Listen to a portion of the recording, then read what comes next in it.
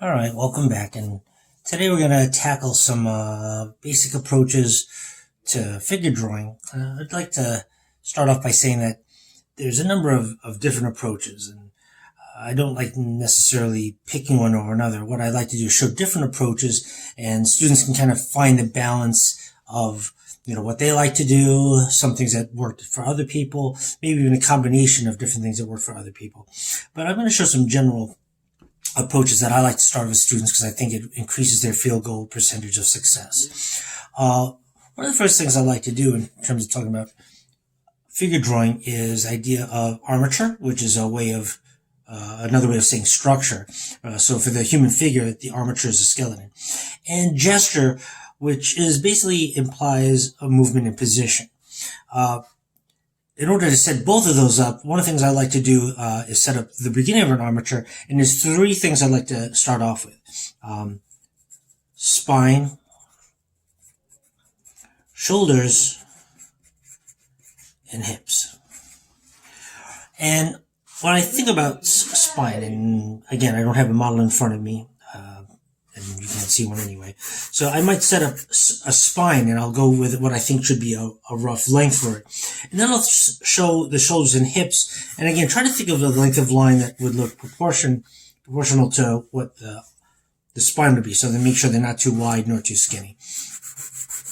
Maybe I'll set up the hips here. Once I set up the spine, shoulders, and hips, I'm in a position to attach the extremities. Now, agreed, it looks like a capital letter I right now, but that's a general structure for the rest of the body.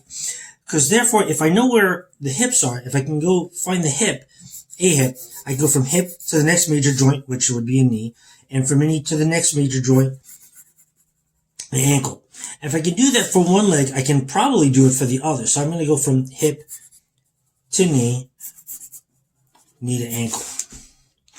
And I'm going to take the same approach. If I can do it for the legs, I can do it for the arms as well. So I'll go from shoulder to the next major joint, which is the elbow, and elbow to wrist.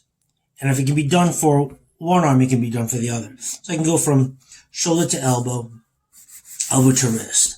And even just that, with no thickness to it, you can start seeing some sort of implication of a position that a figure could be taking. In comparison, most of us start off with a stick figure, and it looks something like this, or it might look like that. And the problem here is because there's no shoulders or hips, you don't get to see thickness of the figure. So if I were to try to add thickness to these figures and treat them like balloon animals, that's essentially what would happen. No matter, even if I got musculature right, which would be next to impossible, things look kind of silly. But if I return back to this kind of gestural drawing, which shows basic structural breakdown, I can start adding thickness. And there's different ways to approach doing this.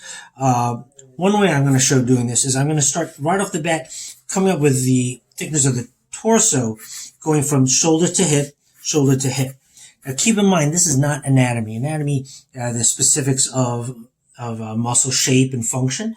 And we're not doing that quite yet in this lesson. But once I have the thickness of the torso, I can now start applying some thickness to the arms. So I might start blocking out what I think should be the relative thickness of things. And again, I'm going to kind of balloon them in. And you'll notice I'll show overlapping over the joints. Now, mind you, this is not how most professional figure drawings go.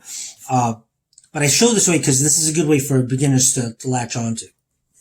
When I do that for the legs, I'm not going to attach the thickness of the legs so the center of that line goes through the leg exactly. It's actually going to be more placed on the inside of that. So that way, the meat of the legs comes to a point and you'll get kind of like the apex for the crotch there. And again, I'll start ballooning up some of these other extremities, making sure that I have overlapping at the joints. I might give a little bit of arc to the top of the torso to act as the trapezius, and I can set the head and neck on top of that. Now, while not perfect, this is by far superior than our little stickman in comparison. If I draw a little stickman in comparison and try to show that position, it would be next to impossible. But that's a basic introduction to how you start thinking. In the next lesson, we'll now deal with thickness and direction.